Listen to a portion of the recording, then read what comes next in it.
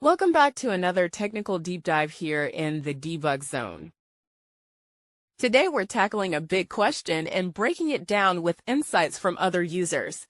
Hopefully this clears up some misconceptions and helps you get the answer you need. So buckle up, stay a little curious, and let's jump right in.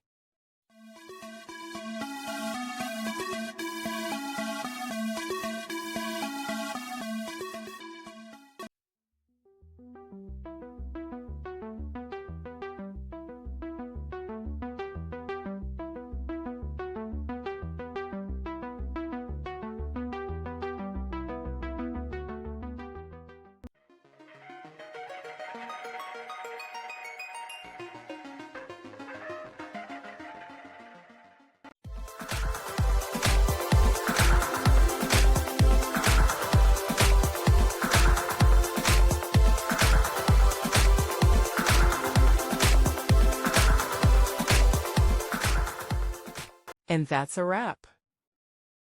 I hope you found the answer you were looking for. If you did, take a second to hit that subscribe button. It really helps out. And let me know in the comments which solution worked best for you. See you next time in the debug zone.